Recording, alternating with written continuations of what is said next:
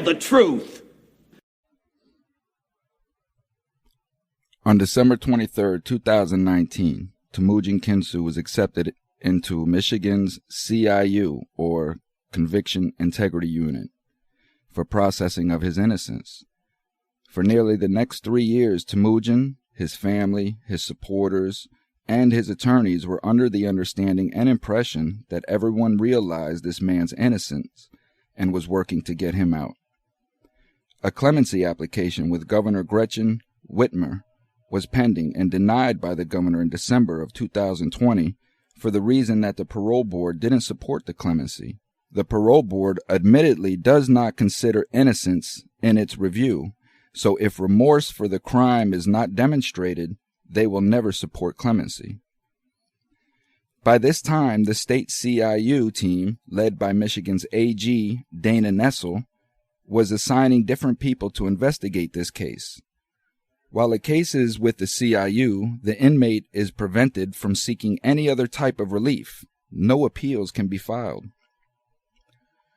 The supposed investigation was initially stalled due to a conflict in the AG's office, and later Val Newman was assigned as Special Assistant AG to spearhead an investigation.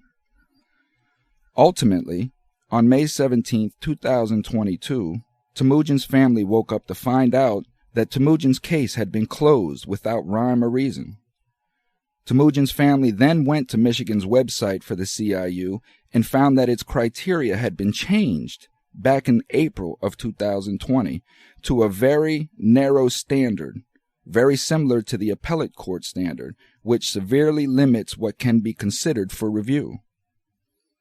AG Dana Nessel created the unit with the promise of reviewing cases to determine if the convictions had integrity.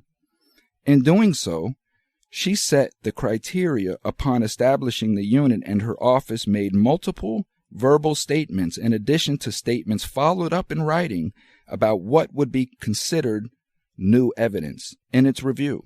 Even the state of Michigan's website and application form displayed the initial criteria. But then they changed it in April of 2020 and never said a word about it during the entire investigation, nor even hinted to Temujin's attorney that he was ineligible based on the information submitted and accepted. His case wasn't closed due to his guilt. The CIU was publicly silent on their finding of innocence. We don't know why it was closed.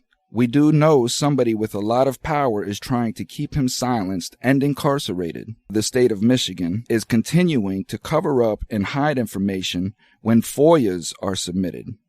They refuse to release the recommendation to exonerate based on the CIU's finding of innocence. Further, they are lying to the public and press when by saying their eligibility criteria never changed. The AG has refused to meet with Temujin or his attorney to discuss the case. If you have symptoms or have had a known exposure to someone with suspected or confirmed COVID-19. Hello? Hello. Noma, how you doing? What is going on, good sir? Hold on 1 second. I have a guest. Hold on.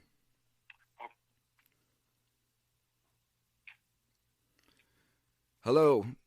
My special guest, will you announce yourself? Hello? Hi, this is Hala.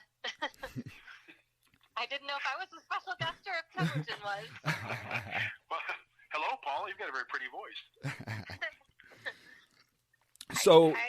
So good morning, everybody. So the purpose for this gathering is to talk about the Attorney General for Michigan, Ms. Dana Nessel. She is Michigan's AG.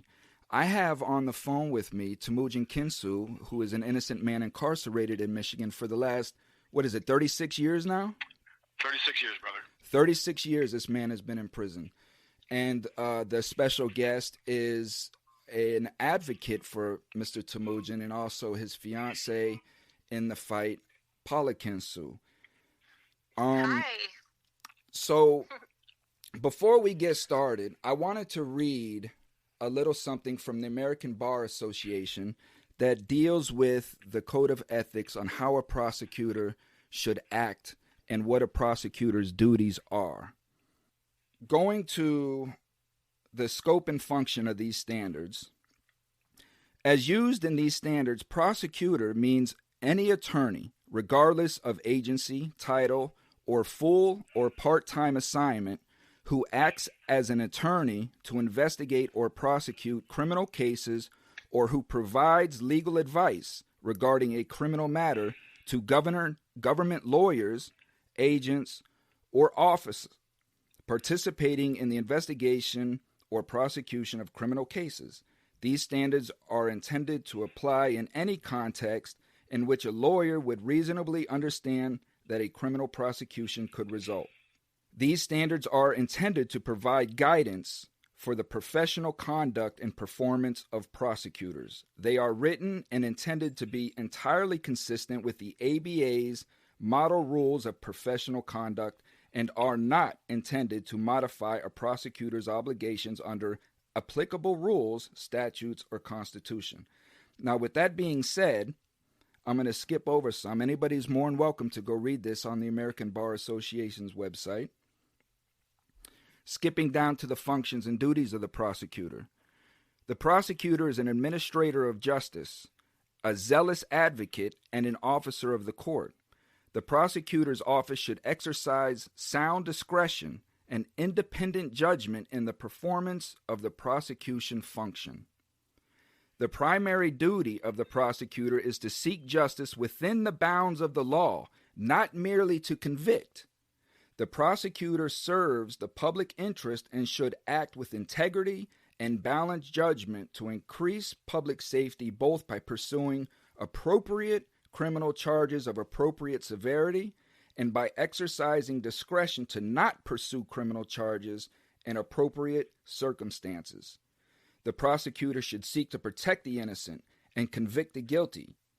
Consider the interest of victims and witnesses. Again, I repeat, consider the interest of victims and witnesses and respect the constitutional and legal rights of all persons, including suspects and defendants.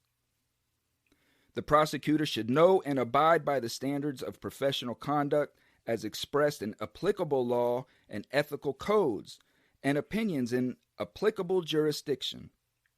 The prosecutor should avoid an appearance of impropriety in performing the prosecution function. A prosecutor should seek out, and the prosecutor's office should provide supervisory advice and ethical guidance when the proper course of prosecutorial conduct seems unclear. A prosecutor who disagrees with a governing ethical rule should seek its change if appropriate and directly challenge it if necessary, but should comply with it unless relieved by court order. So with that being said, Temujin, how do you feel about that? Well, I think it's a wonderful standard, like the Hippocratic Oath, and far too often, unfortunately, completely ignored by those who take those oaths, get into office, and then act with their own agenda from that point forward. I think that's what we're seeing here in Michigan. And obviously this is not the only state that this goes on in, but we're seeing it in a very brazen, I guess you could say fearless manner from people who believe that they can get away with this. And unfortunately, for the moment at least, they have been getting away with it. How do they get away with it? Well, too often the media in this country just absolutely refuses to hold politicians accountable unless they don't like that politician, or if we have the partisan issue of, let's say, a liberal media attacking a conservative or conservative media attacking a liberal.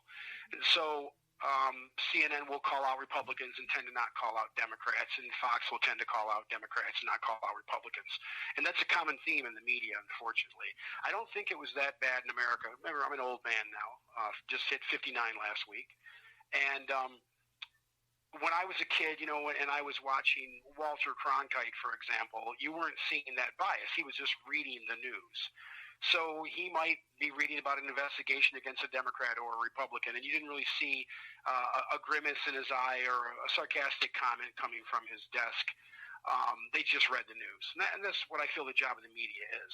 I think with media like yours, this is what sometimes we call opinion media. You have an absolute right to express your opinions. That's what opinion media is about. But generally the media is totally in failure mode when it comes to calling out politicians. So in Michigan, for example, what happened recently with the Attorney General is she's been lying to the media. The media's made it very clear they know that she's lying. I've spoken to quite a few people in Michigan media and some national media, and they all agree that she's lying. But are they going to call her out? Are they going to flat out confront her? Are they going to do a story and say she's absolutely lying? That's a different story. And we haven't seen a lot of that to date. Well, this is what I'm doing. I mean, this is why I'm putting this together, because this is the premise of what my platform is to hold these people accountable. And by showing the stories of where I'm calling these people out at, because I'm calling Dana Nessel out, I'm charging her with a violation of her ethical code and professionalism as far as it is as becoming a prosecutor, because she is the AG. She's the Attorney General. She's the top. So everything exactly under her is going to act in according to how she acts. And if she's corrupt at the top, then all her prosecutors under her are going to be acting corrupt as well. Absolutely.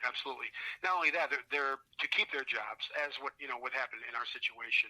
They're not going to speak out against her publicly, which is really sad when you think about it, because you have Valerie Nessel, for example, throwing away a career. A well-established reputation in Michigan and years-long service as a respected defense attorney, to have this short-term job with the Attorney General's office and whatever benefits she's getting from this selling out of justice.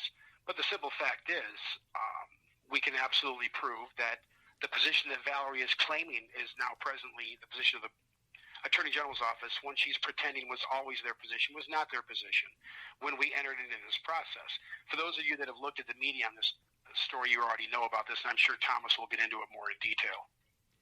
Well, that's what we're going to do now, because this here is a call out. So I want to keep this as factual as possible. So this is where I want to bring in our guest, Ms. Paula, and explain exactly how we got to where we're at, where I'm calling Ms. Dana Nessel out. So, Paula, you have a relationship with a woman named Valerie Newman, right? Well, I've spoken to her a handful of times in regards to Temujin's case. She interviewed Temujin at the beginning of the process and certainly had no indication to him or his attorneys that he was not eligible for the Conviction Integrity Unit initiative that she was charged with under the state Attorney General. I did speak with her after they closed Temujin's case on, I believe it was May 17th. And I expressed grave concerns because they didn't change their criteria. They lied about it. They told us one thing. We have an email from the director of the Conviction Integrity Unit, Robin Frankel, expressly stating her definition of new evidence. And that matched the Conviction Integrity Unit application that is still on the Michigan website, on the michigan.gov/AG Conviction Integrity website. That eligibility criteria mentions absolutely nothing about post-conviction appeals, not at all. And at some point after 2019, they changed the criteria on the landing page of the website to include, I'll read it right from the website. It says, the new evidence or information must not have been raised during post-conviction appeals, direct appeal, federal habeas, MCR 6.500, etc. That was not there before. They put that up there so that they could match that language up with the closure letter that they sent to Temujin. Okay, give me the exact language. Go ahead. Okay, Temujin, explain exactly what Paula just read. Okay, so what happened was when we entered into the Conviction Integrity Unit, before there was a Conviction Integrity Unit, Dana Nessel had made promises to look into my case. She was aware of the case when she came into office. She was elected the fall of 2018 and entered the office in January 2019. Mm-hmm. So as early as January of 2019, she had promised people in her circle that she was going to do something about this.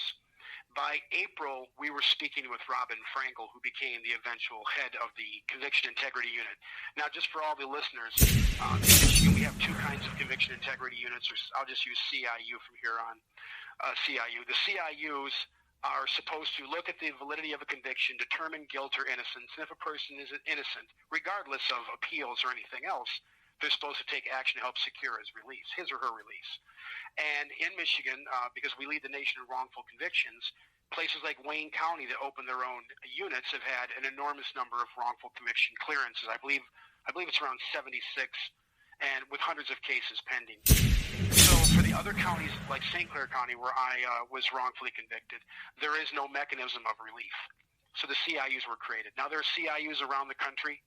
Pennsylvania and many other states have these units, and they use a very simple criteria. And that criteria is newly discovered evidence or proof of police and prosecutorial misconduct or other things that might indicate that a person is completely innocent. In my case, there are two very basic claims: an enormous amount of misconduct and a complete lack of any evidence tying me at any aspect of the crime itself. So this was the criteria that was going to be used by the CIU when it opened up. So as early as April, we were speaking with Robin. Robin knows my lawyer from University of Michigan. And when talk came out about what the criteria was going to be, we were afraid it was going to match the post-conviction appellate relief rules in Michigan, which nobody wanted. And I had actually written and expressed a concern about that and said it's going to make this whole thing useless. And they agreed. Dave Sanders from Proven Innocence shared that with Robin Frankel. And with the establishment of the unit, Robin had given a public lecture. My case had been discussed again. And she then Dave wrote her asking some questions about the criteria and said, "Do I have this correct based on the lecture that you gave?" And she wrote back and she said, "Yes, you have it absolutely correct. This is going to be the criteria. Newly discovered evidence is going to include anything that was not put before the original finder of fact, which is a trial judge, or the jury. There was not a word about appeals." And she said, "We're also going to consider police and prosecutorial misconduct." Now, on top of this, when the state created the application for this unit, they gave themselves another exemption that specifically says, by the way, even if you don't qualify, in extraordinary circumstances, we can exercise our discretion and act on your case anyways. So that was all you could ever hope for in a CIU, and that was the way that it stayed for 3 years. We met with CIU staff throughout 2019. I was the first application that went into the unit. It was personally done by the director along with my attorney. My attorney had given them all of my appellate materials. So there was never, I want everyone to understand, there was never any question of my having raised issues on appeal. That is an absolute lie. So when they say that now, that is an absolute lie. What we have for everybody posted online is the criteria from 2019 when I entered into the Conviction Integrity Unit, and their online posting does not say a word about appeals or habeases or 6,500 motions. And appeal, right? Pardon me? You won your appeal? You won your habeas? So very good. Excellent point, Paula. So more importantly for all of the listeners, even if there was an issue regarding having raised issues on appeal, my case is unique because I won my appeal. I won those issues. And those issues included my being completely innocent of the crime, there being insufficient evidence to sustain this fraudulent conviction, and there being overwhelming, or what we call in Michigan and in the federal courts, great weight evidence, being an enormous amount of evidence of my actual innocence, including polygraphs and numerous witnesses and expert analysis and alibi witnesses and forensics and fingerprints and everything else. So I won on these issues. I also won on this revealing of a secret deal that my own judge was involved in, and the prosecution covered up, and the police were involved in and covered up. The inmate came forward and confessed to everything. And though inmates often do this, again, our case was unique because he provided us all the secret documentation for the deal. Handwritten notes from the prosecutor's office, letters written by the prosecutor's office, notes saying the judge wants this done right away. So we actually had all the physical evidence of the secret deal. And it actually says this was done to induce Mr. Joplin to testify against Mr. My birth name, Freeman. Mm-hmm. And, of course, it also says as a reward for helping secure the conviction of this guy. So they literally said, we're giving him this deal to induce him to testify. That is completely illegal. It's one thing when an inmate snitch comes forward. It's different when they go to somebody and say, we want you to do this. And then they plant me in a cell with him. And then, of course, I say no such thing about my guilt. And then he comes out and tells this fantastical story and later admits they gave him all the facts of the case. So that when he was on the stand spouting these facts, it would sound like he must have gotten them from me. This man has given video interviews. He signed multiple statements and written detailed handwritten letters, all admitting that all of this is true. So to Paula's point, even if there had been such an exemption, the unit is still allowed under their own guidelines to act no matter what. It says we have discretion to act no matter what. More importantly, Dana Nessel gave numerous public speeches where she said, quote, it's my absolute duty to make sure there are no innocent people in prison in Michigan. So they've given themselves the exemption to act on a case anytime they want. They're not bound by any rules. And what's also important for everyone to understand is it's beyond unethical and immoral and dishonest to say you don't qualify for the rule that we created when you have the authority to change the rule at any time that you want. It's not as if we're dealing with a court rule or a law or court precedent or stare decisis. We're not dealing with some kind of established law. This attorney general can do whatever she wants with that unit. She can act whenever she wants. And as Thomas once mentioned on a previous program, she doesn't need a CIU to act on my case. Mm-hmm. She's Michigan's attorney general. She can open an investigation to a case anytime she wants. She can assign the Michigan State Police to it. She can assign her own investigative team to it. She can file a motion on my behalf. She can file a habeas on my behalf. She can support something that we file. She can file a civil rights suit. She can sue the county for the abuses they engaged in to secure the wrongful conviction for their misconduct and for what they did to me. So all this nonsense, there's a rule. Well, there was no such rule. What's really sad is I just did another interview with the Detroit Metro Times, and incredibly, this office is still lying to the media. And I want everyone to understand, and I'll end at this point, this is not us saying they're lying. We have the actual website, which Paula mentioned. We have the actual contract. We have the actual emails. More importantly, they talked to my lawyer no less than 50 times. At no point in this 3-year process did anybody say, well, no, Imran's the lawyer's name. Well, Imran, he raised these issues on appeal. So he's not going to qualify. So not only was I determined to qualify immediately, because that's the first thing they do. They do an analysis. They decide if you qualify. Then they bring you in. Then they do a second analysis, decide if you qualify. And once it's done, they launch an investigation. So I had already qualified. There was no issue of any appeals or things I raised on appeal. And then they did a 2,500-page report. And then they wrote a recommendation calling for my release. Then they refused to release the report. Anytime the media would ask for it, they'd say, well, it's an ongoing investigation. When they started getting calls from politicians' offices, most recently Senator Stamets, and his staff has been wonderful, on a Friday, the following Monday, here it comes. Oh, yeah, we decided he doesn't qualify. Well, wait, you tell me you spent $100,000 on an investigation for a guy that doesn't qualify? You're telling me you talked to my lawyer 50 times, you did extensive interviews with me, you talked to 40 witnesses, you looked at all this evidence, you wrote a massive 2,500-plus page report, and it literally says that I'm innocent and talks about all the abuses and all the violations in the case. And then you said, oh, yeah, you know what? He is innocent, but he doesn't qualify. So, and one last point I want to make real quick. In this press thing, they keep telling this lie about a woman named Beth Steyer. And they keep acting as if our request was predicated upon Beth Steyer. That is an absolute deception, and everybody, including Valerie Newman, knows this, and I'm going to tell you why. We didn't have Beth Steyer when we were approved to be in the CIU. Beth Steyer came later. She was the most important missing witness in this case.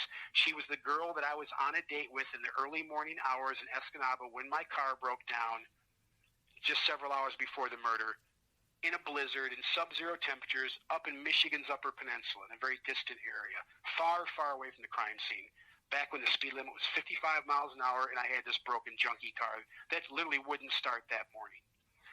And if you want, later we can get into why Beth is so important. But when they did their little press thing, they keep telling two lies. They keep saying this has always been the criteria. That's an absolute lie. We can prove that easily. We have the criteria from the director. And they keep saying, oh, well, Beth Steyer's a cumulative witness. Beth Steyer was never part of this. We never talked about Beth being my solution and my salvation. We found Beth during this. She was just a bonus. She was like the most amazing missing witness, and it was a 1 in a million chance that we found her. So that's another deception they're still using to this day. So they didn't come out and rule that you were guilty or innocent. They just simply just closed your case. Well, there is a determination that I'm innocent, but they won't release it. With the 2,500-page report, there was a recommendation made to take action on my case. As late as last week, they just told Paula, "Well, we'll give you the big expensive report that has all the horrible stuff in it, the violations and everything, but we won't give you the recommendation." Now, we already know what the recommendation was because, again, we were talking to Valerie Newman for 8 months after she did this report, and she was explaining that I'm trying to get them to do something. I'm trying to get them to act. I'm trying to get them to do various things. We looked at filing motions in the court. We looked at doing some kind of emergency petition. We looked at doing clemency, going back to the governor's office and saying to the governor's office, okay, now we have more proof of my innocence. Will you now grant clemency? And they literally just told Paula last week, well, we'll give you the big report, but we won't give you the recommendation, which is the part that says that I'm innocent and should be released. Now, I want everyone to remember, this is so important. If there had ever been any consideration that I was guilty, Valerie wouldn't have spent 8 months talking to my lawyer about her attempts to get me out. Excuse me. So, but what is their justification? What is the absolute reason that they're saying they're closing your investigation? Absolutely none. Their contract promises you that you have a right to meet with them if they deny you. It's in writing, and when you sign it, it's a contractual agreement. It's a promise. We have repeatedly requested to have that meeting. Paula personally requested it on my behalf. Valerie promised to call my lawyer about it. She didn't do that. And then I sent another personal message requesting the meeting pursuant to the contract, and they refused to do that. So what they're doing now is they're either refusing to talk to the media, or they're putting out the same press statement, which is an absolute lie, and or they're castigating people that have asked about this case, treating them very, very poorly, threatening to cut them off from future press events for things related to Dana and her office in the election. And in my case, they have never spoken to me, not one word. I still haven't even gotten a letter from them saying, hey, you're denied. They're telling the media that, but I've never gotten anything.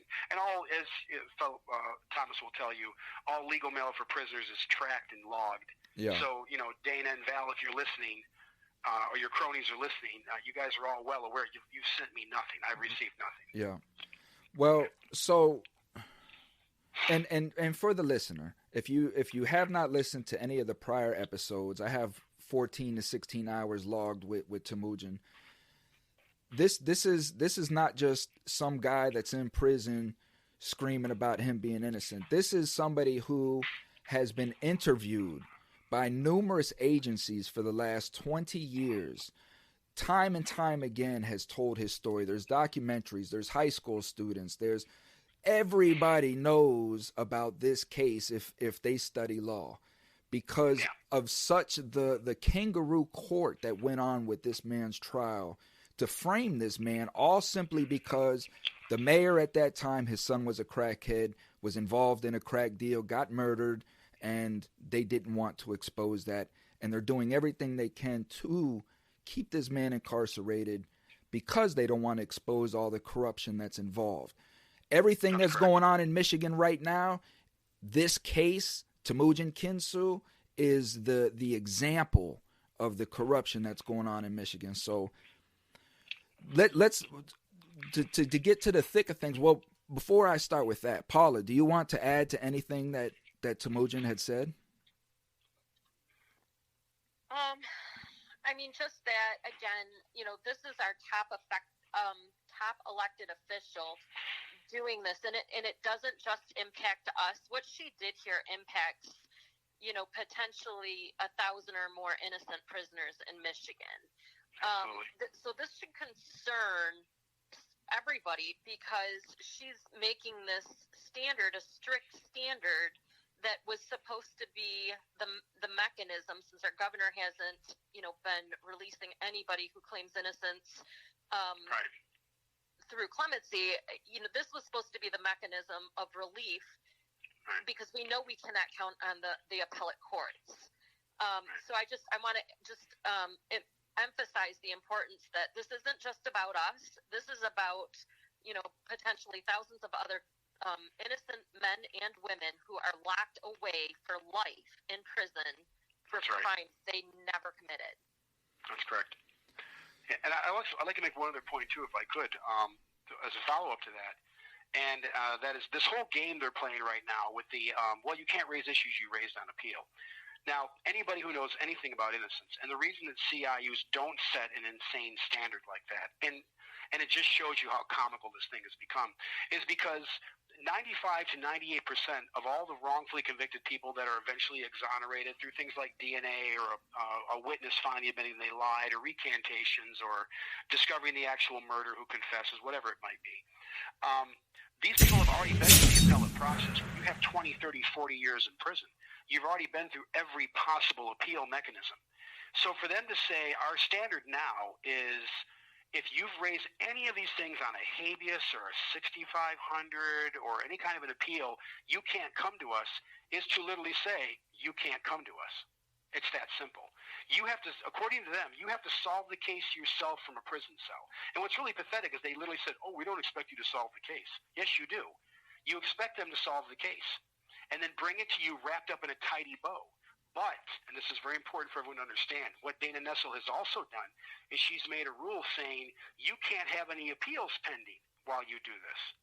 Now, when you have an appeal pending, let's say you find the killer, and he confesses to you he's dying of emphysema, and he hold that thought 1 second. You can't have any appeals pending. That would mean that your case would be closed. Right. What she did was she made a rule that says you have to give her new evidence, but you cannot file any appeals.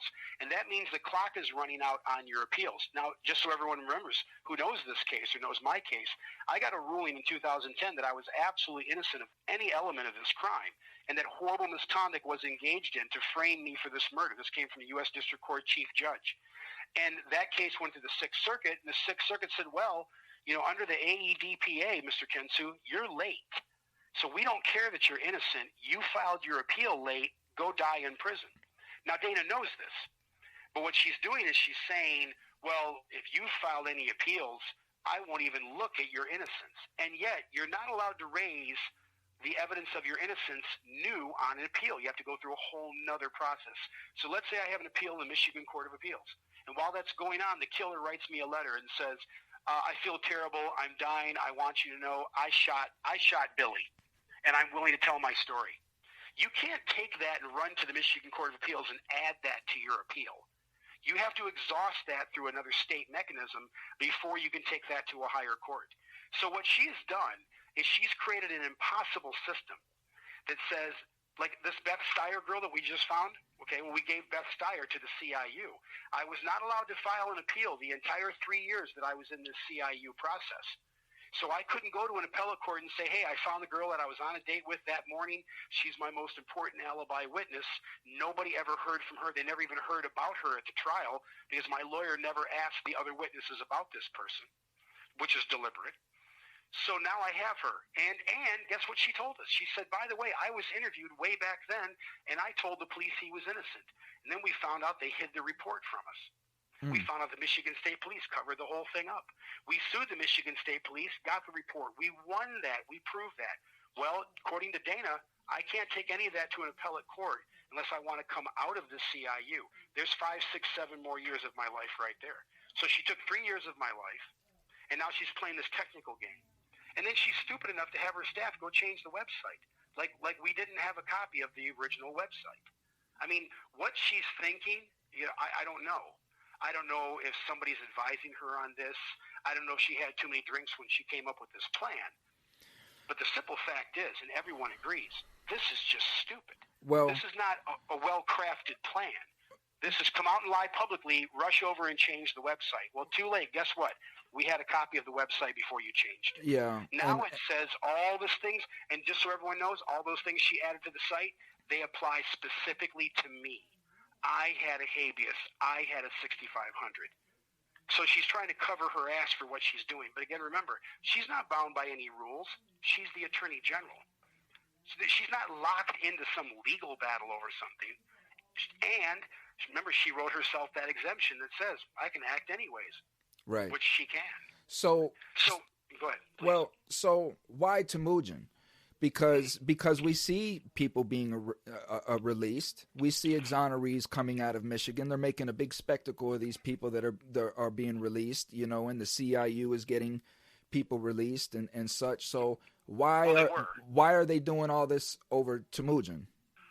Well, let me explain something first so everyone knows. Another lie they've been telling is every time they do the little press release about me, they add this little thing that says they've freed 4 people so far. That's an absolute lie. That unit has denied about 620 cases so far. There may be more. We know of at least 620 cases they've denied, approximately, which is more than half of the pending cases in that unit. She's trying to take credit for, by the way, it's 3 cases, not 4. But she says 4 people. That's a lie. So the Gilbert Poole and Corey McCall cases were done through Western Michigan University in Cooley, who received grants, as did Dana, to do things like forensics, so DNA and fingerprint analysis and things, semen analysis and so on in rape cases or rape murders. And so those 2 cases were specifically done by Western Michigan University in Cooley. These were not cases. Remember, I was the first case in the CIU, and I just got denied. Okay, so she did not do some big lengthy investigation into those 2 cases and clear those guys. Somebody else cleared those guys, and then she just signed on to it and took credit for it. And she came out and did a press release, and she stood around with Gilbert, and she said, oh my God, when you see an injustice, you just have to act, and, you know, was implying like she just rushed to save an innocent man. That was a year and a half ago, and she knows that I didn't commit this crime. So she doesn't give a damn about an innocent man. That's obvious. Right. The Corey McCall case she did not do. The second are the DeJesus brothers, and one of them was actually done by my team at the University of Michigan, and the second one was done by Western Michigan University in Cooley. So again, she's lying. Now, I have multiple defenders from Cooley. The founder of Cooley Law School was former Michigan Supreme Court Chief Justice Thomas Brennan, one of my most amazing defenders, and former professor there, Ron Bretz, who's in my documentary Justice Incarcerated on YouTube, is one of my defenders. So while she's lying and taking credit for these cases she had nothing to do with, the truth is the state CIU has done absolutely nothing. And on the most notorious case, a case followed all around the world, she's not only decided to throw me to the wolves, which are her friends in St. Clair County, but on top of that, she's now coming out lying, trying to take credit for cases she didn't do to imply, hey, but I have done some justice stuff. And the truth is, no, she hasn't. Now, I know this aggravates some of my defenders, you know, who feel she's been a champion for justice, but I don't know what they're talking about because I have her history. She's done some things on rent. She's prosecuting a pedophilic Boy Scout. But as far as her being a champion for justice, one of the biggest issues in Michigan are the abuses in the Michigan Department of Corrections, the mistreatment of female prisoners, the massive denials of medical care. We just had another murder in my housing unit last Monday. Well, let me rephrase that. The guy was in my unit. He moved up front and he was murdered. But the point is, there's rampant violence in the MDOC right now. It's worse than it's ever been. The civil rights violations are worse now than they've been in the MDOC in the last 25 years. And I have constantly called out this governor for not getting rid of Heidi Washington, our present MDOC director. And just so everyone understands, this is not an inmate bitching. The Michigan Corrections Organization's entire body of over 6,000 members did a no-confidence vote calling for the removal of Heidi Washington. The governor wouldn't even talk to them. Now, Democrat governors are generally very pro-union. This governor is friends with this woman, and so she simply refused to do anything about it. And I think you can be friends with somebody and still say, you know, they're not doing a good job. Can I just interject here real quick? Yeah. I'd just like to say that multiple prisons across the state have, I've been in contact with multiple prisoner groups, and there's been prisoners from multiple, at least 6 now, prisons that state that they're not receiving ICE on high heat index days, right, which is just, in my opinion, literally going to incite a riot. And she's doing nothing about that. And I just want to point out that these are the types of things that she does that are completely abusive. Yeah. See, we have sealed prisons. We have sealed prisons in a lot of Michigan where there's no ventilation. Yeah. For example, at the Oaks facility. And so when you're in those rooms, and I've been there, those rooms get to 110 to 120 degrees. Yeah. There were promises and orders put out quite a while ago to provide ice water, for example, to prisoners. And I don't think, just so everyone knows, that's not mollycoddling prisoners. They get a $2.6 billion budget, and we get nothing. Ice water is free. Yeah. Inmates make it. But regardless, the point is, we can go on for days about, because down here in Florida, one of the biggest issues is there's no AC in state prisons. In Florida. Yeah, there's none in Michigan either. Well, yeah, but you're in Michigan. In Florida, you're dealing with 110 degrees and 99% humidity in a building, in a facility where all they have is a ceiling fan. You know, right. And, well, just so you understand, Michigan is not what it was 30 years ago. We don't get winters here anymore. It's shifted. When I came to prison, we had huge winters. Those are gone in Michigan, unless you're way up in the Upper Peninsula. So we get almost no snow downstate now. Presently, right now, it's sunny and probably 95 degrees outside. In the units, it's easily 105 to 110. And we don't have any ceiling fans. But so except in a little day room area where you're packed in, 60 or 70 strong if you want to watch TV and over the screaming and yelling for a few minutes. But the inhumanities of prison, I mean, is extensive. It's in every prison, and it's not going to change until we rewrite the 13th Amendment to stop looking at as the convicted as slaves. But it takes us back to Dana, because the reason that this matters is that Dana and Gretchen promised to be the social justice reform governor and attorney general. They were supposed to be completely different than what we had before. They supposedly cared about all these abuses. Now, the women are being abused horribly in Michigan prisons, too, and that's been going on for a long time. Paula went down to a massive protest at the Huron Valley facility, and people were carrying signs saying, "Where's Heidi? Why isn't she here to talk to this massive crowd that gathered?" People from every possible background were down there, because the Huron Valley facility is filthy. It has black mold. The women are living in squalor. Well, so, it's just like when I was up in Michigan, Temujin, and it was on George Floyd's birthday, and they were all the representatives were up there for the picture. They had the news there, and they were all reading these people's names out, right? And the criminal justice reform segment of that rally was right after that. All these people did was read off their names, and then they hauled ass. Right.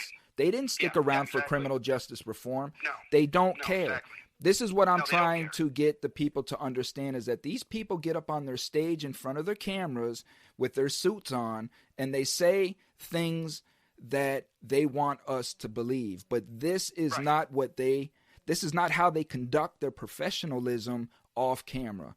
These people are corrupt, villainous criminals, and this is what I'm trying to expose. So you can either listen to us or not. One of the reasons why you're not listening to us is because we're convicted criminals, and you have been trained not to listen to us.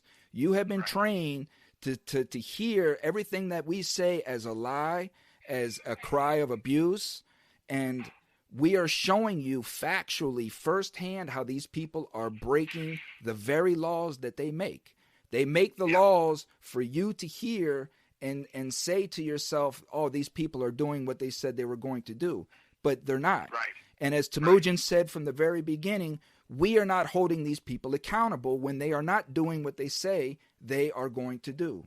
So that is why I'm calling Dana Nessel out. And I'm calling out that this woman should be removed from her seat because, as I explained earlier, she is the AG. She has shown corruption. She has shown that she lies to the people that she has sworn to take an oath to protect, right? And so, therefore, everybody under her is going to be corrupt. Right. Well, you're absolutely right. And that's one of the problems, too.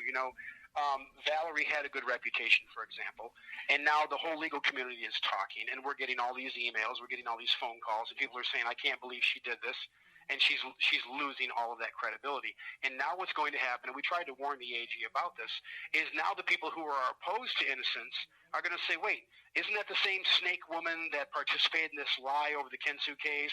Isn't she the one that got caught reading that phony statement? Listen, I'm holding right now in front of me the original guidelines from the Conviction Integrity Unit. And all that garbage they're putting out there about appeals, this is what it actually said originally. Number 4, the claim, hold on a minute, I apologize. All right. You must present a claim of actual innocence, meaning you did not commit the crime. You must have been convicted of a felony in the state of Michigan. It says the claim must be capable of being investigated, so all that applies. Ready for this? Here we go. Here's what it said about appeals. Nothing about post-conviction remedies or habeases or 6500s. It said at number 5, the direct appeal requirement. The direct appeal must have become final. The CIU will not review claims solely alleging judicial errors, such as unfavorable court rulings or procedural errors, which, of course, we weren't alleging or arguing. It specifically said, ready for this? Information not placed in front of the original finder of fact or the jury. It's very specific. Evidence or information not previously considered by a prior finder of fact, such as a jury or a judge. There's nothing about things you raised on appeal or any of that nonsense. It's all pure garbage. And for them to come back now and say this has always been the rule, this is always our standard. And by the way, they open up their original site with a list of duties of the prosecution, and it specifically says when a prosecutor finds out somebody is innocent, it says they have to go notify the court right away. So did Valerie notify the court because she's functioning as an attorney general, as a deputized attorney general? Did Dana Nessel go notify the court? No. Instead, they played this little game where 3 years later we're going to try and find a reason to say you don't qualify. And that's not just beyond shameful. And by the way, this is what it says their duty is, ready? It says their duty is to investigate claims of innocence, ready? And determine whether or not there's evidence of innocence or the person convicted of the crime committed the offense. To this day, they will not answer that question. And all of their documents and their press releases say it is their absolute duty to determine guilt or innocence. Right. To determine if the person convicted of the crime committed the crime. Not, we did a massive investigation. Now we're not going to comment on your guilt or innocence. We're going to say you don't qualify. How can I not qualify after everything is done? But not only that, aren't they making the statement that this new witness, this Beth Steyer, wouldn't add anything, any new context? Wouldn't she, like, because the jury, so it's how can you make a determination of what the jury would have found during that trial? Right. Well, let me explain why Beth's so important, because this is another thing they're lying about. So when witnesses are cumulative, let's say you have 22 people that saw you somewhere and you didn't commit the crime. And then you find one more person that saw you there, and now you have 23. But they're all saying the same thing. I saw Dave that day. He was at the wedding. Everybody saw him at the wedding. So if you find one more person that saw you at the wedding, people go, well, okay, so what? All right. Even though, how did you get convicted with 22 alibi witnesses, or in my case, 12? And this doesn't mention the 10 they didn't question, just so everyone understands. I had far more alibi witnesses that were not questioned and were not called into trial. But all of that aside, and they still support me this day too, but all of that aside, the reason why Beth is so incredibly different is an enormous part of my defense is that my car was broken down the morning of the murder 500 miles away in Michigan's Upper Peninsula, which was snowed out, by the way. As I said, we had massive storms in those days. And so I'm with this girl, and so we go out to dinner, and we're driving around, and we decide we're going to park in the car, and we're going to neck a little bit. Nothing crazy, just kissing and talking, playing the radio. But it's very, very cold. It's freezing.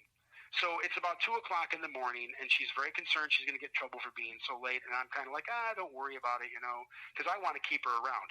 She made it very clear to the police that I was not only not trying to leave, that I was not trying to go get somewhere far away to go kill somebody, right, that I didn't want to leave, that I didn't want to go, and that I didn't want her to go. Now, if I've got to go kill somebody in 4 hours downstate, 512 miles away, when the speed limit back when it was 55, by the way, and half the UP is snowed out, so I got to get across the UP just to get to the Mackinac Bridge. I obviously would be rushing to get off this date, but she said no, he was not trying to leave at all. Yeah. He wanted to stay. So when she's complaining and it's also cold, I go to start the car, and the car won't start. And so that led to my having to call Paul DeMars to come give me a charge, to go to the standard station next door and get the cables from the station attendant who remembered me. And later on, Paul, Beth, and I going into this Elias Brothers Big Boys where we were sitting parked, meeting with the manager, Scruffy McNamara, who remembered us being there, and getting this broccoli soup that they only had at that night. He gave us big tureens of that for free. And we ate that while the battery was charging on the car. Eventually, Beth was very upset because now it's like 2:30, and she's sure she's going to get in all kinds of trouble. And once again, she makes it clear that I'm saying, "Don't worry about it. I'll tell your family it's not your fault. None of this is your fault. My car is broken down." Remember, we had no cell phones and those things. So eventually, I said, "Paul, you know what? Why don't you take her back to her car?" Because I picked her up from where she worked at a restaurant. I said, "Why don't you take her back to her car so she can get back home?" And so she got in her car and she drove back home. And by then my car is running. And so I pull out of the Big Boys parking lot probably about 3 o'clock in the morning. And I head towards my house in Rock, which is another half hour away, way out in the woods and even farther away from the crime scene. And, of course, as we all know, Shelley's made it very clear that I was there with her the morning of the murder in bed, and that I got up when the dogs got up and had to go outside to use the restroom. So to say that Beth doesn't matter is insane, because at my trial, Dave Dean not only didn't call Beth to testify, but the police, I want everybody to understand, and Beth confirmed this too, I didn't know her last name. I thought her last name was something like Spear. I'd seen her locally. She's a very pretty girl. When you see a girl, you don't go, hey, what's her last name? Yeah. So I met her. I went into Ponderosa one night to eat, and she was working there. I was like, oh, that's that Beth girl I saw over at this McNamara guy's party. Brian McNamara, Jeff's brother, Scruffy's brother. Mm-hmm. And I asked her out, and she's like, well, okay, yeah, sure. And I took her out to this very nice place called the Stone House to eat. And so when I tell the police about this, and my lawyer tells them, he comes back to me and he says, oh, yeah, they looked for that girl. They can't find her. So what do you mean they can't find her? She works at Ponderosa. The kids up north all know her. Then he comes back with the story that her name is Beth Spear, and that the police said she was interviewed and she doesn't remember anything. And I'm like, well, that's an absolute lie. There's no way she forgot being on a date with me. And I know something's up. But with all the other things I'm fighting with Dean about, and the other 20 witnesses he hadn't called, and the experts he didn't call, and so on, Beth was just part of that whole package. But when Paul DeMars and Scruffy McNamara are on the stand, all he had to do was say, hey, who is he with? He didn't even ask about Beth. So the jury not only didn't hear about why Paul came to get me where my car was being charged and broken down, or why I was at the Big Boys in the first place at 2 o'clock in the morning, they didn't know that I was on a date with a girl who had told the police I absolutely was not trying to leave. Now, later on, a person said to me, Dean was setting you up. And I said, well, why do you think that about this? He said, Dean is your attorney. Yeah, well, but he said, why do you think? I said, well, what do you mean? He said, think for a second. Dean just let the jury know that you were in a car trying to get somewhere at 2 o'clock in the morning, and that your car broke down. You weren't at home. You were out in town at 2 o'clock in the morning. He made it look like you were heading off to your road trip to go kill that guy. And I was like, son of a bitch, I never even thought of that. That's why he didn't call Beth. That's why they didn't give me her real name. And that's why he didn't ask Paul or Scruffy about Beth. It took us all those years to try and find Beth. And we eventually found who we thought was this person. And she was deceased. She was a woman that had died of cancer. She was the right age and everything. And I was like, this is horrible. I'm sorry for her family. And also, I've lost my most important witness. But one day, Herb, while we were already in the CIU, literally felt he had a message from God to go back and look at this Beth thing again. And he did. And he went through this whole roster of people from that area and names. And he said, I found a woman, but it's Beth Steyer. He said, I think that's her. And he found her, he called her, and sure enough, it was her. That was Beth Steyer, not Beth Spear. Amen. So the prosecution had lied to us about the name. So then we found out, of course, that the Michigan State Police knew about her all along. A trooper named Larry Szymanski had been talking to people in town while I was already in jail. And they were like, oh, my God, there's a bunch of people that saw Mickey up here. And they gave the police 6 names. And said, here's people to talk to who might be able to provide an alibi for him. We were never told about that police report. And at the bottom it says, well, I attempted to share this information with Port Huron, but they told me they were no longer interested in it. So I want everyone to realize what happened, because remember, the Attorney General knows all of this. She has that report. Yeah, I mean, if you know all this, she knows all this, and she knows more. Right. She fought to keep me from getting this report. Right. We had to sue the Michigan State Police to get that report. When we got it, we found out, of course, the CIU had the report, and it says right on it. So think about the criminal misconduct there. The Michigan State Police call Port Huron and say, hey, we found 6 people to say they know that this guy was up here at that time. And Port Huron says, yeah, we don't want that information. And then the Michigan State Police makes no attempt to get it to my lawyer. They make no attempt to get it to me. So they go find witnesses that say that I'm innocent. They tell St. Clair County. St. Clair County's like, yeah, we're not interested in that. And then they just put it away. And then when we find out about it, they know what they've done. So they try to hide it from us. We sue them, and then they try to redact all the names of my alibi witnesses from the report, and we had to sue and go to court and have a hearing in front of a judge who said, what the hell are you doing? And we finally got the report. But remember, Dana Nessel knows all this misconduct took place, even early on in the case. Can you pull up didn't she act? Just on that alone. Can you pull up can people research that lawsuit against Michigan for? Yeah. In fact, I'll have Paula give you the site. We'll make it publicly available. Yeah, so people can see, just to verify that what you're saying is accurate. You know what I mean? Yeah, so it's true. The attorney was Barbara Kennedy. She did a phenomenal job, and we won a wonderful ruling, and we got the report, and we got the names, and guess what? Beth's name is in there. So for the CIU to now say that none of that matters, this is the only witness that says, hey, he's not trying to go anywhere. He's trying to stay. And the CIU stands for? A Conviction Integrity Unit, okay. or as we presently call it, the No Integrity Conviction Unit. Well, actually, we didn't make that name up. Somebody else in the media did. In my opinion, T, and like I told Paula, I really honestly think that it has to do with how you speak, your personality, and who you are versus your conviction, or your constitutional rights, for that matter. I think that what I see going around in America is a scramble for voters, and I think that these political parties are trying to lock themselves in however they can to secure votes. When I look up Dana Nessel, I see her top stories are dealing with going after Trump supporters and penis jokes, public drunkenness, and going against the abortion ban. Yeah. So these are her two biggest issues that I see in the top stories when I Google her name. And these are the issues going across the nation. So for me, irregardless of how a person speaks, intelligently, unintelligently, it doesn't matter if he can read or write. What matters is this person in prison as an innocent person? And if you're going to call yourself a prosecutor, which I read the code of ethics of what a prosecutor is to stand by, the ethical code, then you are to look at every avenue that comes in front of you to decide a person's innocence or guilt.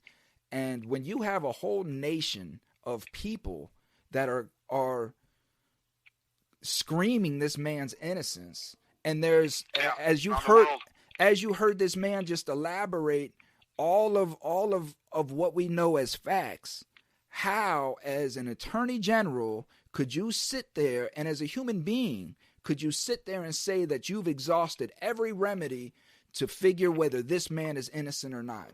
How can you say that as a human being? How is your life, Dana Nessel, more important than Temujin Kinsu's? Oh, she's absolutely convinced that it is. This woman doesn't care about innocence, because all this crap about rules and criteria is garbage. She makes the rules, and she's not bending the rules for me, because, as I said, she specifically wrote a codicil that says I can act anyways. I don't need any rules. And here's the quote on their site.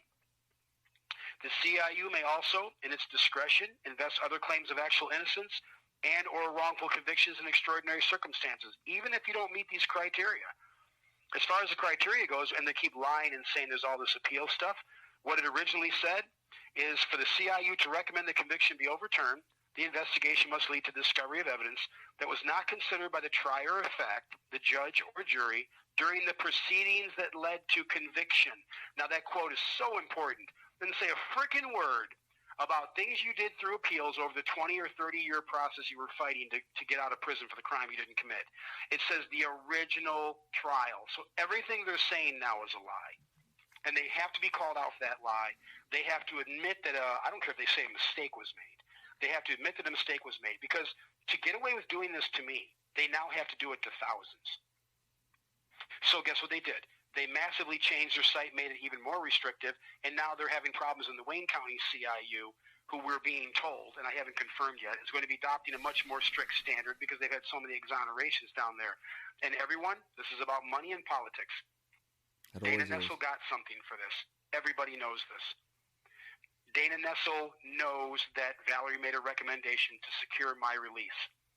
We know that because Valerie made that very clear. That's not secret information. She's legally allowed to share that with my lawyer. That wasn't part of some secret process. There was a finding. She took that finding and she went to Dana Nessel and said, this guy's innocent. For 8 months, 9 months, they played this game. They would call and ask her silly little questions, the spelling of my wife's name, stupid things that had nothing to do with my innocence. And they got more and more media pressure, and more articles kept coming out saying, why is Temujin Kensu still in prison? There's a professor in Germany that runs a whole college course on my case. There are multiple colleges in the U.S. that run courses on my case. It's that bad. And this woman is so cowardly and so self-centered and so self-absorbed that instead of saying, wow, you know what, I can get a name for myself by fixing the worst case in the world, which is talked about everywhere, I'm going to get something else for myself. And so she got something. Well, and I want to put and I want to put Valerie Newman on blast as well, because how I see Valerie Newman now, from my understanding, is the same as Jerry Sandusky's assistant coach that walked in and watched him raping a little boy and turned around and did nothing. This is the same premise. Right, because she trumps herself as this great champion of justice who really cares about this issue, and in fact, what she cares about is her 401k. It's that simple. And this is the call out. This is what I mean. This is exactly what I mean, Temujin, when I say that there are no good police. You cannot have good inside of bad. I'm not saying that this person is a bad person. What I'm saying is that you know that you're in a corrupt organization, and yet you are still trying to champion yourself as a good individual without calling out the corruption that is around you, because fear of losing your career, political suicide, all of this crap. So you would rather let an innocent man die in prison that you don't know, has no infliction on your family or anything like that. You can go to sleep and write this person off because you still have your job, and that's what matters to you. So shame on Valerie Newman. She's using the Nuremberg defense. She's been using the Nuremberg defense since day one. Well, it's not my fault. It's not my fault. I'm not the decider. I didn't make this decision. Passing the buck. The law on this is so clear. Your ethical duties are so clear. And you're going to have to explain this to the state bar, and you're going to have to explain this to a judge and a jury, and you're going to have to probably explain it through a Senate investigation, because we're looking at that right now. Well, this is what I'm trying. This was the premise of my show, is getting that started, right? I want an investigation looked into these people, and I want the people of Michigan, people of Flint, people of Detroit, you are calling out the corruption, and you are first to say this government in Michigan is corrupt. Absolutely. This is where there's a huge racial component here, Thomas, because about 90% of these CIU cases are minorities. I know that, and I wanted to get into that as well. Yeah, these are uneducated kids that come from poor families. They could not, like me, they couldn't afford a good lawyer, so I had that definitely going against me. I don't have the racial component because a bunch of white people did this to me, but guarantee me and you both, that county is notorious for the racist verdicts that come out of it all the time. St. Clair County is a little den of Klan activity. But all of that aside, she knows what she's doing, because as multiple press agents said right away, the only way to justify doing this to you now is to do it to everybody. So they wrote that crazy criteria. And to be, like I said, to be so stupid as to put that online when I'm looking at the original stuff right now, and there's not a word of any of that crap is on there. So then they go, oh, it's always been our criteria. You're lying. I'm looking at it right now. Watch here. Here's one of my downloads from their site from 12/9/19 that I was reading to you. So they're lying. That wasn't the criteria. This is after I signed my application and I was accepted and approved that this was on their site. So the point is, what they're doing now is they're lying, and they're saying this has always been the case. Oh, and by the way, they throw Beth under the bus like she doesn't matter, which every legal expert has said is pure garbage. And Valerie's pulling the Nuremberg defense, and Dana's getting away with not having to talk about it. So when she gets calls, if it's media she needs for something else, like the Detroit papers, well, then she gives them the bullshit statement. If it's media that she knows is not that fond of her anyways, they just refuse to answer anything. Mm-hmm. So I just spoke to a wonderful guy, Eddie Allen from the Metro Times, and he's been trying to get a response. Just so everyone knows, because they get millions of tax dollars, they have one phone number, and and Paul will tell you, they never answer it. They have one phone number for this agency, and they don't answer the phone. You cannot call your Attorney General's office in Michigan. You cannot get them on the line. So that's what Dana's done with that office. One number and a filled up voicemail box. That's insanity. That's. I mean, think about the craziness of that. She's getting hundreds of millions of dollars to run this agency, and nobody can answer the phone. So unless you're an inside person, you can't even call somebody in her administration and talk to them. But these are public officials. Yeah, elected public officials. And this goes into, I mean, this goes into what I'm saying about all our communities. You know, we have all of these officials up there making decisions about our communities, and you never see them. You never talk to them. They never come in our communities unless they're with bodyguards and bulletproof cars and all of this stuff. They're so out of touch of what's going on in our communities, yet they're making decisions that affect people's lives. You know, right. So yeah. This is what I want to do. I want to call these people out. I want to make the public aware of the lies and deceit that they do in the face of the people. And you have to know that you can't trust them. So maybe criminal justice is not your forte. Maybe you don't care about crime. Maybe you don't care about criminals. But just know, if she lies to you about this, she will lie to you about whatever issue or topic you care about, because all she cares about is votes. Right. And that's right. All I see is this mad scramble all across America about controlling the vote for the midterms coming up. Let me read you something else from their site to show you how dishonest they're being right now, too. And Paula, take note of this, too, because they had two postings online. I have them both. On their second posting at 5, this is really important. It says, final judgment must have been entered by the trial court, and options for direct appeal must have been exhausted. So, ready for this, everybody? They mandate that you go through all of your appeals first before they'll look at your case. Then they mandate that you waive all the appeals for any new evidence that you find. Then they mandate you give them the new evidence all pre-done while waiving all of your appeals. And then, like with me and with Beth, they can come back and go, oh, you don't qualify in a technicality after they have accepted you because you qualified. So what they just said is, you have to have all your appeals exhausted. Oh, we're going to deny you because you exhausted all of your appeals. Then they say, we don't expect you to solve the case. It actually says that. But then they expect you to solve the case. And then when you solve the case or get more evidence you solve the case, you can't raise an appeal in any state court. Well, and they warn you, you're losing all of your time limits. Well, the biggest thing for me is you said that you have to waive all your appeals to be accepted into the CIU? Exactly. It specifically says they will not review any cases where you have any pending appeals. And right here it says, our work, ready, does not toll the time to file an appeal or any post-conviction motions that may be appropriate. So while telling you you can't have any appeals pending, they tell you, but the clock is ticking. Now remember, the Attorney General is the person that fights you on your habeas. So she has the right to say, okay, I'm not going to hold you to the time limits because you were in my CIU. So let's say she decides she's not going to help you. Well, then that's, I mean, that, yeah, like that's, your appeal and say you were late. There's no, that's absolute. I mean, there's no question. That is evil. That is pure evil. There's no question that by the time it got time stamped of me entering into the CIU, all my appeals can be nullified at that moment, put on pause. Right? I mean, it's, and she's the one that makes that decision. So this is how evil this process and this woman really is. There's no nice way to say this. Well, no, she wants you to waive your appeals, but then she warns you the time limits are still ticking. And then if you go, okay, well, I've got the Beth thing, I guess I have to do a habeas on the Beth thing instead now, she'll come back and she's going to file a motion to have your habeas dismissed for being late, even though you were in her CIU waiting on her to help you. If that's not evil, well, this is so deliberate. If this whole thing isn't a sham, I want any lawyer to tell me where I'm wrong about any of this. And guess what? I've talked to 10, and not one has said that I'm wrong. Well, that's what's got me. That's what's got me so perplexed. Is like, because you are telling me that if I waive my rights, right, or put my right to appeal to the side, to come into your integrity unit, which you are accepting me into, right. And say now you can hold me in that integrity unit by just pacifying me, telling me we're looking into your case. Meanwhile, the clock on my time limit for appeal is ticking, even though that I accepted to waive that because you invited me into your integrity unit. And then at the end, after my appeal has exhausted itself, because I'm relying on trusting the CIU, the conviction integrity unit, because you invited me in, you accepted me in.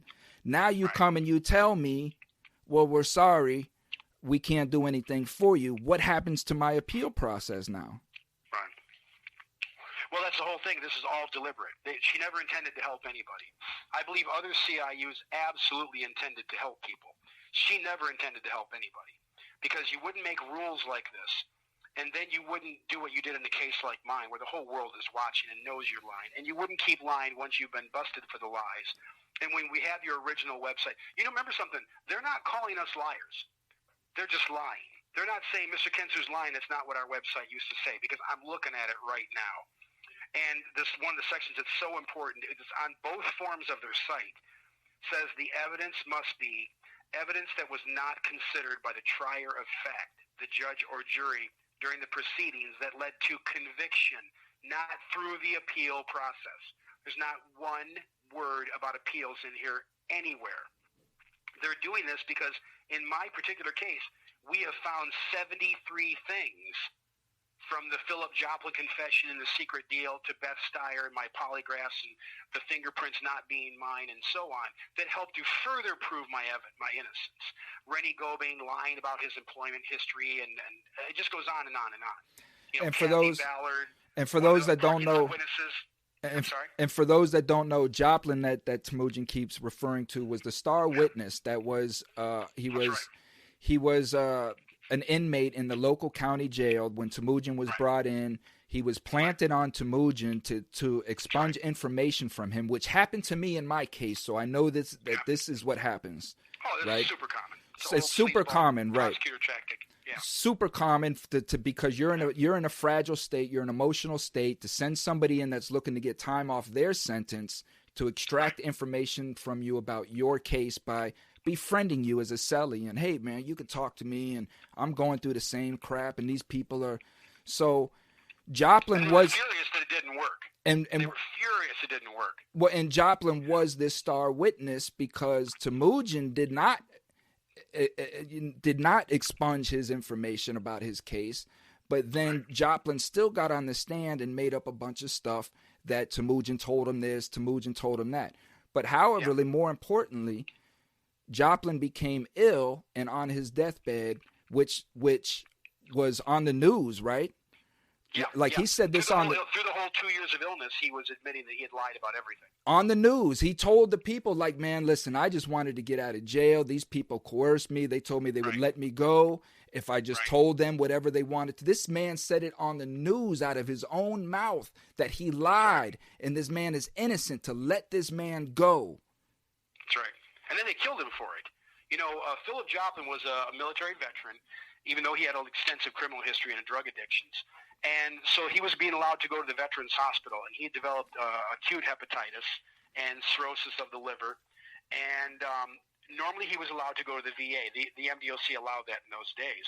But after he did this stuff, and he appeared in the television programs and the ABC specials, he was called in and told, you're not going to the Veterans Hospital anymore. And we have the actual letters he wrote about this, where they were doing things to get him in trouble. They were calling out his name over the PA saying, hey, there's detectives waiting to talk to you. Do you want to talk to them over the PA? And they would do that when reporters would go down to see him, for example. They would lie to the public, to the prisoner population, and yell there were detectives there, giving the appearance that he was a snitch, which of course he was. But, snitches don't want people to know that. Right. And so he'd say, no, I'm good. I'm not talking to no police, when it was actually interviews that had been arranged to get him to talk more about the case. And then, of course, they began to deny him his medical care, and he got sicker and sicker, and he began to write us letters saying, they're killing me. They're literally telling me why they're doing this. They're saying St. Clair County said, you're going to pay for this with your life, and he did. And eventually he was denied all care, nothing, not even pain medications. And he was slipping in and out of comas, which is normal with end-stage liver failure, and eventually he slipped into a coma the last time, and he died. So there was no doubt in anybody's mind that he was murdered. And if people think that this doesn't happen, just to give you an example how obsessive St. Clair County was, in 1990 I was at the Lapeer Correctional Facility, and the sheriff himself at that time, Dan Lane, went through insane lengths to try to have me transferred out of the Lapeer Correctional Facility because they felt I was in a prison that was too nice. Now, this is the level of insanity that you're dealing with. They wanted me welded into a cell in Jackson. Now, just so everyone understands, as far as crimes go, even if I was guilty, in the MDOC, my crime is considered like nothing. There are people here that have raped and killed children and cut their heads off for entertainment. And if I was guilty, it'd be a grown man killing a grown man over some kind of a dispute. So inmates really think nothing of that unless they're, related to somebody involved in the case. But Dan Lane acted as if I was Charles Manson. And I had to be, welded into a Supermax facility. So they battled and they complained and they wrote protest letters and they made phone calls while they were killing Philip Joplin at this very same time. And eventually I was taken out of Lapeer, and I was banned from that facility for like 8 years with no misconduct on my part. It took me like 8 years to get back there. After that, sheriff was gone and Robert Cleland was gone, and the Macklins had lost their political juice. Then the MDOC didn't care, and suddenly it wasn't an issue if I went back to Lapeer, and I was allowed to go back there 2 more times. So that's the people that you're dealing with. That's the kind of monsters they are. And these kill me in jail. And these people, some of these people are still in effect, right? I mean, they're still in their seat. Like the judge in your case, your judge passed away. Yeah. But the judge in your trial, isn't he still an active judge? No. My trial judge died. He almost died. Everybody that did this to me died horribly. It's really an amazing, I guess you call it a coincidence, that 11 of the people that were most primarily involved in doing this to me all died horrible cancer-related deaths. The latest one was Dave Hall, who was just a monster and one of the most corrupt cops in Sanilac County history, and he died of a blood-based cancer last year. This is the one who, wrote like a 9-page, completely insane, rambling lie about this case months after I was arrested, claiming it was his notes from a phone call that he said he listened to. And when we got his actual notes from the phone call, there wasn't a single thing he said in this report. Not one word of it was in the report. In fact, it was me calling Crystal a psychopath and saying she was a nut job, and I had moved to get away from her and everything. But the guy was just pure horrible. He'd been involved in all kinds of scandals. He's the latest one to pass. But yeah, Thomas Houlihan, John Bounds, Harry Hudson, Judge Corden. Philip Joplin, obviously, who lied. Other people who helped arrange that lie. They've all passed away. Almost every single one of them died of cancer. Your attorney died. Prostate cancer. Yeah, you name it. So there's nobody. What? The only ones left right now are Robert Cleland. The Macklins were not directly involved in the case. They tried to lie about it, but they got blocked. And Crystal Merrill and her crazy husband Chad, who's obsessed with me too, and gets everything wrong about the case when he rambles publicly. And of course, Robert Cleland is still on the bench. He's despised. He's got his own little private court down in Port Huron. He whined and sniveled. The other judges didn't like him, and eventually they built him a special little courthouse down in the Port Huron area, which is again unheard of. The spoiled baby gets his own little courthouse. He was in Bay City and Flint and places like that. Yeah. Yeah, and that's what Robert I was thinking. After my habeas called him out, and the chief judge of his court said he was a lying scumbag. He refused to attend their annual event, which was a really big deal for the judges. And then lawyers and inmates started filing petitions saying, "Hey, you're the scumbag that framed the innocent guy, right? I don't want you on this case." And they started giving him like maritime cases and bankruptcy cases and things like that. But he was notorious for writing just childish, asinine opinions. His legal work was jack. It was like inmate level legal work. And I'll give you a cite for one of the cases when I get a chance. The Rajit Akrawi case. One of the additional pieces of evidence of how Robert Cleland was trying to frame me was he tried to get a member of the Chaldean Mafia to implicate me in murder. Bear in mind, I'm a 23-year-old punk kid living in the UP. I don't know anybody in the Chaldean Mafia. But this guy filed an appeal, and apparently he said that Robert Cleland was trying to get him to say things about me back when he was trying to frame me for the Macklin murder. He needed anything to try and get me. So he was reaching out to other jurisdictions trying to get them to charge me with crimes. He was trying to get Washington State to promise to throw me in prison for my little bad check charge. And which, by the way, has been taken care of. Washington State was wonderful about that. And that didn't work. And so then he was actually trying to get this Chaldean guy who had a bunch of investigations going on to help frame me. And that guy later, when he did his habeas, he put all that stuff about Cleland in his habeas. We didn't even know about it until Herb found it. So that's just how crooked Robert Cleland really is. And we're just learning more and more about this guy all the time. I mean, who knows how much dirt there is on this sleazeball. And I think that's one of the reasons why they won't undo this case as well, because they know that all of the corruption that's going to come out from releasing you. You know, it's just but that's their bone to bear, you know. Yeah. So well, you know, we've also talked quite a bit to the media about how Mona Armstrong was a corrupt prosecutor out of St. Clair County. She actually tried to force Herb Welser, my detective, to lie in a case, and Herb refused to do it. And Mona never forgave him. She was actually castigating Herb at my public hearing. This man is like a saint in St. Clair County. They call him Father Herb. He's a high-ranking member of the church. He's done everything from drive the school bus to, you know, take care of all the events. He's just an amazing human being. And he's loved by everybody. He cares for all of his family, runs a farm. His wife's got a candy business. He's one of those Mayberry RFD, salt of the earth, you know, guys who's just given his whole life to that community. And Mona wanted him to lie on a case where she wanted to convict this guy who was innocent, and Herb refused to do it. He's not a dirty cop, and he wouldn't do it, and she was furious. And she's so sleazy that when I had my 2010 public hearing, she was sitting there ragging on Herb. Like, I see he's not here today. You know, he's got a bone to pick with the county. And it was pathetic. And so I went to ask him. He said, well, no, she wanted me to lie on a case, and I refused to do it. And she literally never forgave me. So here's a guy with an impeccable reputation who solved dozens of murders, and he's had every job you can have down there. And here's this sleazeball nobody prosecutor, this nobody, ragging on this superhero because he wouldn't lie in a case that she had. So anyways, guess what? She was Dana Nessel's girlfriend and roommate in college. So these two were living together when she was going to Wayne State, and they were just best buds, and they're still best buds now.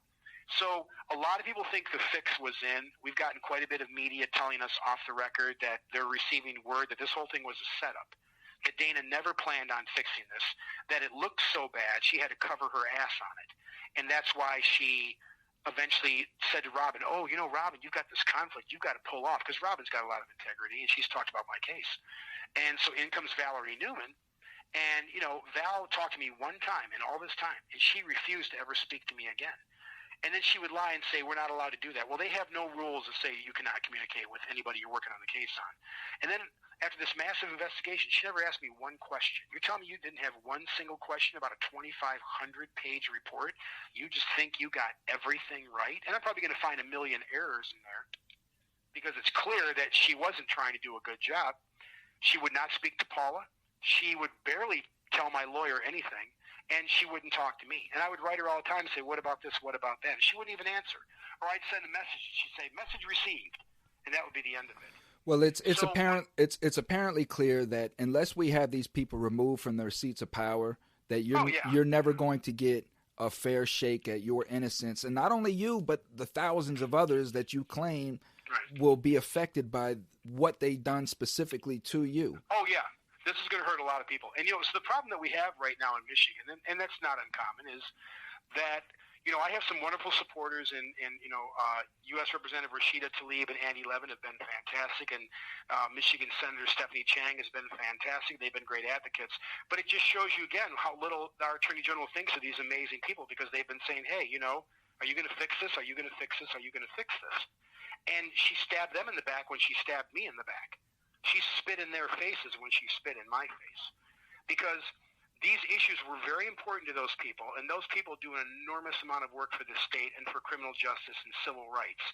So to take these three people, and Stephanie was running the campaign for justice long before she was in office, and if anybody Googles U.S. Rep. Andy Levin, he has done so much. When that journalist was stuck in Myanmar, Andy was one of the ones raising hell trying to get the guy out.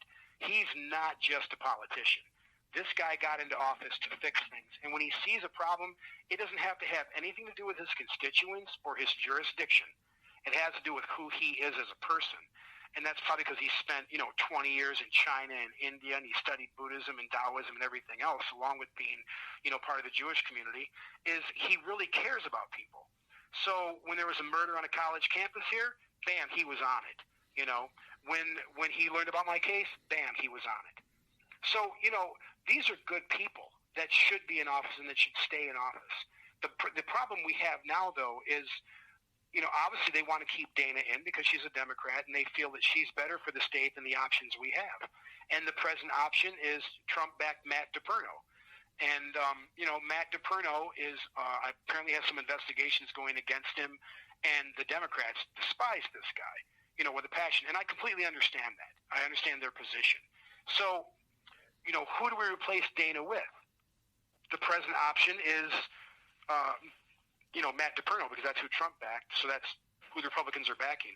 And, Matt DePerno probably is not only not going to win, but he's got several investigations going on against him. He might wind up losing his law. Well, the thing of it is we can't focus on who to replace the person with, I think, because the simple fact remains that there are probably a lot of good people who would be good in that position but won't speak up because they know of the corruption that is involved in that, and they just don't want to be part of that because they're scared to speak out. Like Valerie Newman.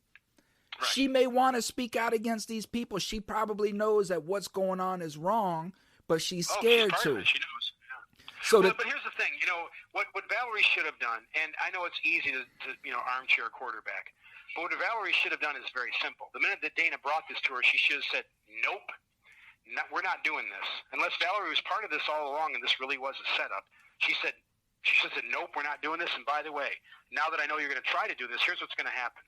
You're going to do the right thing in this case because you already told me he's innocent. I don't give a fuck what you're getting and who you're getting it from out of this deal. And if you don't, I'm going to the media, and you are not going to be Attorney General again. And I'm sure Dana, because Dana's notorious for screaming and yelling and ranting and hissy fits and retaliation and all that, I'm sure she would do all that to Val. And if Val's smart, she would just calmly say, listen, you can scream and yell and rant and rave all day long. If you fire me, I'm going to sue you. And I'm going to expose you. And then Valerie's credibility as a lawyer would have gone through the ceiling, and she would have said, I stood up for corruption, and here's who I am, and she probably could have gone into elected office. Well, but the thing about that, T, is just like the interview that I just had with Mark Caruso, which is running for House down here in Florida, right? House seat, District 38. The thing, like, he's known as a whistleblower for doing exactly what it is that you just said, and that's what she should have done. But the thing of it is that he has been ostracized, like so. Of course, being a whistleblower within a corrupt organization is not a good thing. You're going to be ostracized. You're going to be alone, and Valerie probably ended up probably getting fired or reassigned in some aspect, and she knows this. And I'm not I'm not specifically speaking about Valerie because she could be just as corrupt as the rest. But I'm speaking. Well, it's looking at this point like she is. But what I'm saying, but what I want to say in defense. Hold on. What I want to say in defense of those individuals, I was using Valerie as an example, but those individuals that are in that spot, you have to listen to me. You have to be the one to speak out against the evil that you see. And us community has to be the ones to stand up and rally behind you so that you have people behind you that are going to defend you and you're not just going to lose your job. And we have to start speaking out against this corruption. Yeah, well, listen, here's the thing. Valerie Newman couldn't get ostracized. This woman's so famous, she's repeatedly been on Dateline. Okay, she has the power and the political juice and the reputation where if she had stood up, there's nothing Dana could have done to her. Because bear in mind, now she has the secret information of how Dana's trying to frame an innocent man or maintain a wrongful conviction. Dana's notorious, like I said, for doing bizarre, crazy, irrational things. But what she's not going to be able to do, if Valerie had any stones, is do anything to Valerie once Valerie says, here's what's going to happen if you do this. I mean, you've got a retaliation whistleblower lawsuit worth millions of dollars, and Valerie's not going to be ostracized from the community because Dana is despised in Michigan. This is not some loved political figure. The Democrats hate this woman. I cannot tell you the number of Democrats, including elected officials that I won't name, that despise Dana Nessel, and their basic feeling is her career is over after this. She's going to get some consulting job and some crap. She's definitely not going to Washington. But the point is, Valerie had the power to keep it all quiet and say, you know what, we're not doing this, Dana. We're not doing this. I'll run your CIU if you want, but you're not going to do this. And if you try to do this, I'm going to the media. You're not going to get a second term. You're probably going to get criminally prosecuted. You're definitely going to get sued. And in the end, you're not going to win, and this guy's still going to go free because there's going to be a massive investigation. And then Val's credibility goes to the ceiling. I don't think she comes out as whistleblower because, remember, she's been doing this innocent stuff in Michigan for a long time. Yeah. She comes out as superhero for absolutely showing her credibility and innocence issues. Plus, this is a woman who can give Dateline a call and be on the air the next day. They love her. She did the Ray and Tommy Hires cases, and they were all over her and singing her praises, as was I. I didn't really expect this from her. I got suspicious probably about close to a year ago, and I began to send her some messages saying, it's looking like this is pretty fishy. And sure enough, I was right. Well, these are the things, man. We just have to get this out. I want to bring Paula back in. Paula, is there anything you want to add? Gosh, you guys have covered so much. I feel like you covered most of everything, every point that I would have contributed. Just that, it's landing back. It seems like in the clemency area of Governor Whitmer, and we're just hoping that she fixes this for Dana. Like, this is her opportunity to, make this correction now and save the AG. Well, and we know that she's not, because she had the opportunity to sign his clemency and she didn't.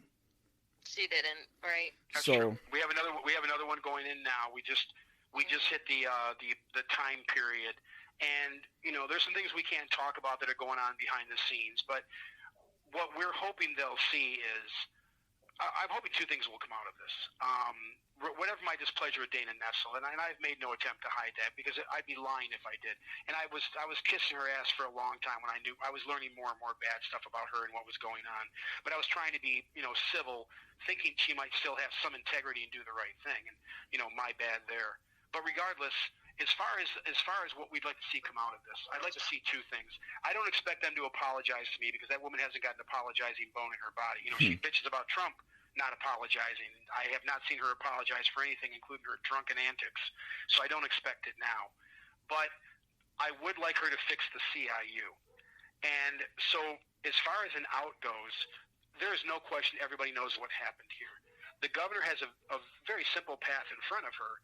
If she's politically astute, to take this case, to call it out for what it is, to say it's a terrible injustice, I care about injustices, and I'm going to fix this injustice, and then use that as part of her political platform for her second term. And that would be the smartest, simplest move. It kind of shuts down the whole debate about the CIU, because guess what? If the governor fixes this, so what? You spend another 2 weeks in prison, is what it really comes down to. Because even if Dana had said, okay, I'm going to do the right thing, and she doesn't do the right thing, but let's say she said, I'm going to do the right thing, there's still a delay process there. There's still a fight as to what she can do. She can't just wave her hand and get me out, but the governor can. The governor has pre-made commutation clemency forms, and she can literally, with a stroke of the pen, make this all go away. She doesn't have to come out and comment on it if she doesn't want to, or she can come out and put out a statement and say, it's a terrible situation, my staff have looked at this, whatever anybody thinks, this guy served 3 times the national average for this crime, if he was guilty, which he's not. He's got the lowest possible score you can have for security points in the MDOCs, 59. He has serious health problems, and everyone agrees this man's innocent, and everyone agrees there were terrible injustices that led to his wrongful conviction, and he's suffered horribly since he's been in prison. So she has all the legal protection she needs. There is no army of Republicans that are fighting to keep me in here. Those wonderful articles you recently saw by George Hunter and Nolan Finley, for example, came from a very conservative paper, so who have not been the friends of our governor, our attorney general. So this is a very bipartisan issue. This is not partisan. Even Rashida Tlaib said this is not partisan. It's obvious this is a travesty of justice, and bless her heart for doing that. So it's a very easy fix. If the governor is willing to fix this, what it lets me do is go out and fight for the innocent. I had hoped that would be with Dana Nessel. I had hoped that, like some of my friends, I'd be standing there next to her talking about her integrity unit and about her integrity, and showing that she really did care about this issue and she wanted to fix it. That's obviously not going to happen. Right. So I'm willing to mend the bridge, but she is not going to mend this bridge. Well, no, she's not. She's made it clear. She's not. It's an act of war. Yeah. No, it's an act of war. And this is we were going to take this. Yeah. And this is where we need the people. We need the people. We the people. We need public support to come forward and start calling these people and putting them on blast. We want a public We want a public announcement on this as to why they closed this investigation. We want to know why these people are lying, right? We want to know. We want to know. So, T, with that, I think we got enough, man. You know, it's just we have to hold these people accountable. That's the bottom line. Like we said at the top of the conversation, if we're not, these people are going to do whatever they want to do. And again, this specific topic may not touch you personally, or you think that it doesn't. But when we are working 60 to 80 hours every week to pay our bills, and we have no time for our family, we have no money left over, we're paying all of these taxes to these people that do absolutely nothing that they say that they're going to do. They do not adhere to their professionalism. They do not adhere to the code of ethics that they took an oath to. They don't care. These are blatant attacks to the American citizen. Like, we don't care about what you think, America. We're going to do what we want, and you're going to keep working, and you're going to keep paying us. Right. Yeah, and I've said this many times in the past too. We've gotten this point where, because our day-to-day lives are so hectic and we're so busy, we just don't have the time to fight the way we should be fighting. And the people in power know this. And so politicians come out, they can say any crazy thing they want. They can make a million promises, get into office, and keep none of them. And, people can say what they want. I always say this about Trump. A lot of people hated Trump, but one thing you can say about Trump is he kept like 20 of his promises. And Joe Biden, you can say you hate Joe Biden, but man, he said, I'm going to ruin oil, and he's ruining oil. He didn't mention he was going to ruin the economy, but he's definitely doing some of the stuff he said he was going to do. He talked about the college tuition thing. He says he's going to do that. So you can hate him. And, the way things are right now, a lot of people do. But I'd rather see a politician come in and at least do some of the things they say they were going to do. I have not seen with this present administration any really strong adherence to these promises. But I think Gretchen has a chance, to say, I care about criminal justice reform. And she did sign the Clean Slate Act, which was phenomenal. And she has a chance to say, hey, you know what? There's some problems with the system, and this is really messed up. And she has a chance not just to save, quotation marks, Dana Nessel, but to save the integrity of this whole thing by saying the clemency process is here for when the system fails. That's why it's there. It's there for when the system fails. That's what Dana's CIU was supposed to be. She's now decided she's not going to be that person, but the governor can still be that person. She can be the best person, the better person, and say, I'm going to fix this. And then when she fixes this, maybe Dana will feel more comfortable fixing the CIU because it doesn't affect me. A lot of people think that, well, we already know she's already screwing people over. And she's also looking for guys to try and exonerate so she can go, no, I exonerated some people. See, Kensu's wrong.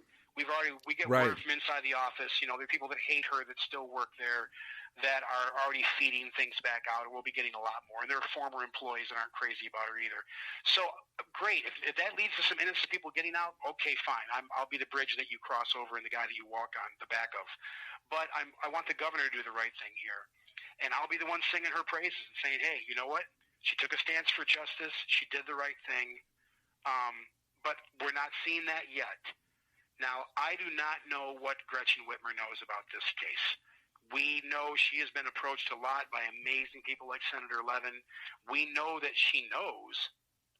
I don't know what Dana has said to her. I don't know what anybody else has said to her. I don't know what right or wrong information she's gotten because they don't talk to us. That's part of the process that has to be fixed.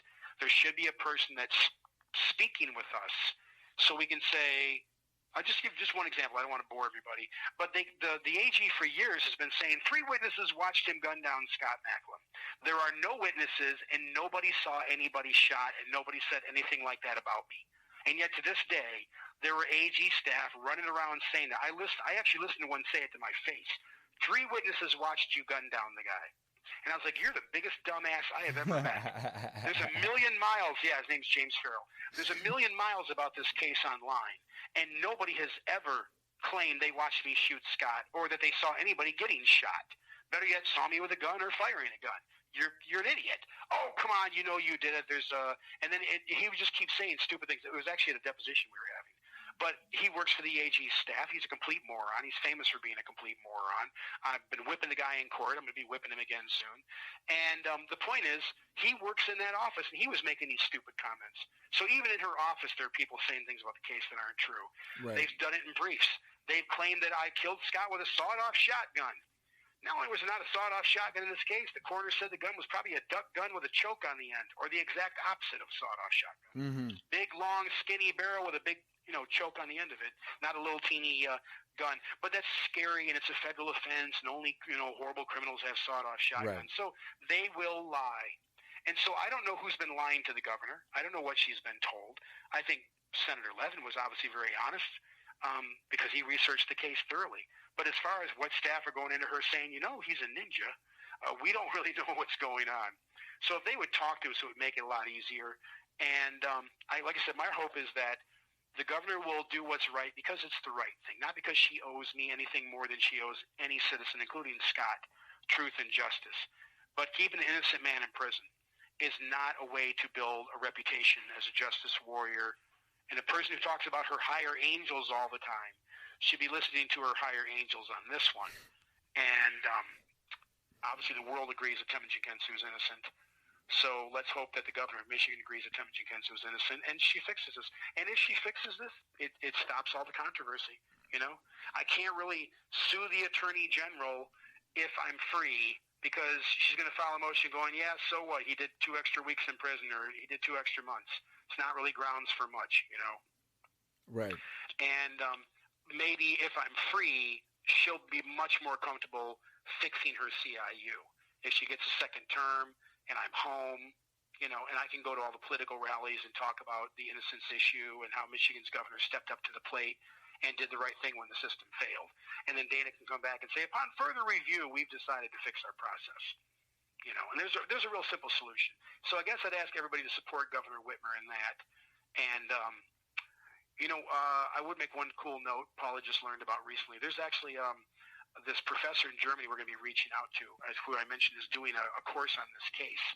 And it just shows you the impact that it's had, that people in the German justice and educational system are talking about how bad things are in America because this innocent guy that everybody agrees is innocent can't seem to get out of prison because the political officials and the court won't fix it. Mm-hmm. And they use that to show how superior their system is to ours because they don't have that problem in Germany. They've never had that problem in Germany since World War II, and they don't have it now. And it's the same in Canada. They have like an 11-stage appeal system. So they don't have that in Canada. So they talk about my case up in Canada. They go, yeah, down in America, they got this Kensu guy, and they do a whole thing on it. And they say, look how bad things are down there. Hey? Yeah. Hey? Well, Temujin, take care of yourself, brother, man, and just try to remain as positive as you can. And oh, yeah. And just we'll continue. I'm super grateful to you. Well, I appreciate that, man. I'm grateful to you, too. You've been a loyal friend and a loyal defender, not just for me, but for others about these issues. And we got to blow up your program and get it out there.